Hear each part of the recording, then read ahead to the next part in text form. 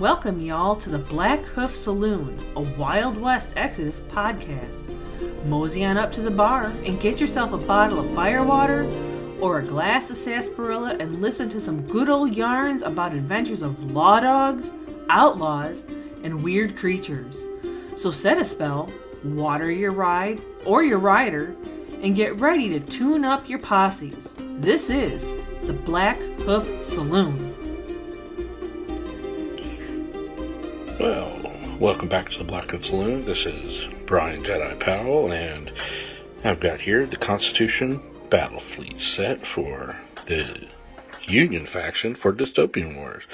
We're going to dive into this box and I'll show you the sprues and the resin, and later on you'll start seeing some pictures and videos of me building these models. So let's dive in.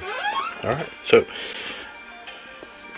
thanks out to Gadget Gaming. They got these on pre-order, and I was able to get it pretty quick after the release date. That way I can get this to you guys.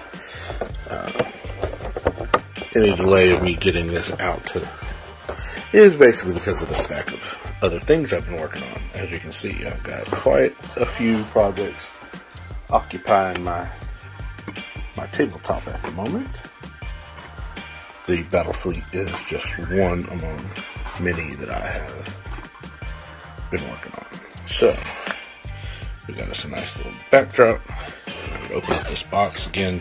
These metal boxes are really nice. I kind of save them because I'm really good at storing these fleets so far. Got quite a few stacked up behind me. Alright, so as you can see, there's something a little bit different. The Constitution is actually so thick that they went ahead and cut one of the sprues in half to make room. So this is two halves of one sprue, and then there's one full sprue underneath that. It's actually kind of neat. So here's the Constitution. The resin model inside bubble wrap to protect it, and put that onto the side. So both sprues have a Archon observatory platform, and so these are some flight pit kit for you to mount your observation rotors on. So put that to the side as well. They're mounted on small plinth bases that Worker uses for their models. Let's dive into the sprue. Alright, like I said, the sprue has two sides. So this is one half of the sprue that we're looking at right here. As you can see, this is the half that has the Archon rotor observation platform. It's just a solid piece, so no need to build it. You just need to snip it, prime it, mount it. There's its mounting joint, goes on the ball of the little plastic riser. Here's a couple of the paddle wheel adds to the middle hull of the cruiser. So here's the whole section here, two halves to the hull, and you got these little sections where you put those big paddle wheels on.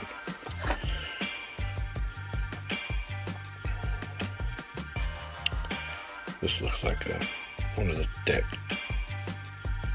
what do you call it, forecastle for the cruiser maybe. Here's a couple of, looks to be rear ends to the frigates probably. Another little rear piece, I'm not sure which one that's to. As we see, we come around to some generators. You got four of them on this side of the sprue. Now you got some turrets. These are the howitzers, but they've got a cylinder system for that cannon. And then you have the also cylinder system for what appear to be rocket pods. One more generator there. And it looks like the upper deck. The two upper decks for the two frigates that come with it. This looks like one of the deck pieces to the cruiser. So that's one half of the sprue. Let's get the second half of the sprue. Okay, there you go. Now we see the profile of the frigates. I don't know if anyone's seen these yet, but this is the forecastle of the frigate. But it also attaches to the double-barreled, I guess, mini Colt cannon on the frigate. It's a double-barreled, but it has 2 cylinders, so it's got like twin, almost oversized pistols as its weaponry on the front of its ship. So it appears this is a similar double-barrel cannon, but I believe that is for the it's going to be for the cruiser to mount one in one of the 2 sections, or one of the many options you can build those. Here's the front of the frigate, and it kind of wraps around the front of those little pistol cannons. As you see here, these are 2 different options for the front of the cruiser. So you can have, a front without or front with. A couple of different options for the front of the cruisers. Got a rear section. That's where that other solo pistol goes. A couple of other pieces. So you can outfit your cruiser. So that was one of the sprues, and then, like I said, they separated the 2 halves so they can fit the Constitution, which is rather large resin. So here's what the sprue looks like combined. This is also what's considered the Union Frontline Squadron sprue. So this is the sprue that you would get 2 of in the Union Frontline box set that is on pre-order for next month. So if you needed to supplement your Constitution, you'd order a couple more of these, and you'd get some more cruisers and more frigates. So that box set will have 2 cruisers and 4 frigates. So you can basically fleet build, at least until the next box for the Union, which will likely be a support squadron or support fleet. Maybe we'll see some of the Corsair style little fighters that you can see in the picture here, but we currently do not have one in this set. None of the options with the Constitution Battlefleet have a carrier option, so we won't really have one of those. So, alright, so that's the Constitution box set. Like I said, these stack back up in a way that gets you room to do the Constitution back in the box. So what I'm going to do is I'm going to open the Constitution now, and we're going to take a look at that resin.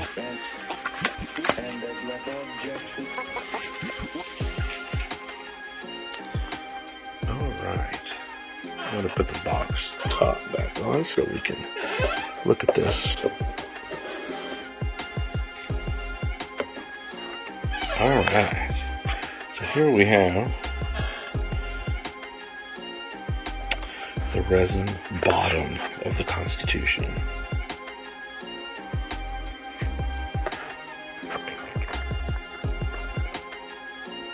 See a little bit of details. Got some torpedo bays. You can actually see a anchor, and you can see the little broadsides are, 6-barreled mini cannons. So, see that spread out along the broadside. Then you can see the emblem eagle for the Union. Paddle wheels. both sides. You got one heavy turret right there. We'll get the other. So let's get the top going here. I can show you what that looks like. So here's the top, and we're just going to slide it on the right wire. And there you go. Now you have it fully prepared. You can see it's got 2 more attachments for heavy cannons or more generators. It's got a built-in shield generator. And you see there's the bridge. It's got a couple of smokestacks at the top. Alright, those will need to be filed so they go into the... It looks like this Constitution class battlecruiser also has its own little oval office towards the back here. See, it's got stairs, got windows, there's a couple of doors here and there. Got the big giant aft shield or protective armor for the paddle wheel so it doesn't get blown up. Got some ladders right there. And climb you up. Couple of hatches, you know, something there, but I like seeing some of these details. You can also see this neat little detail. That's the chain for the anchor pulling off each side, so it's neat to add that little bit to one of these ships. What's the neat part is each ship for the different factions as they come out, they got their own unique details that don't really show up on other ships. Such as this is the first set of anchors that we've seen. So it's kind of neat to see something unique to the Union ship.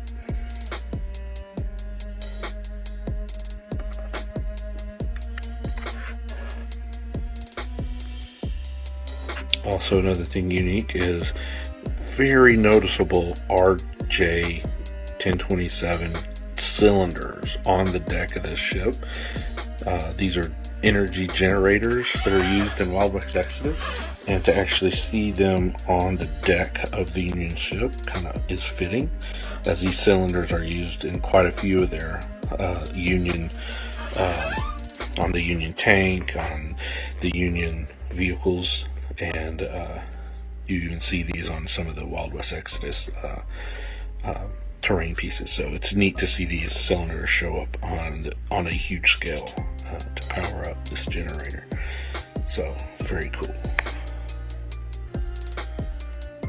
Alright, well, that's what we have here. It's good to share this with you.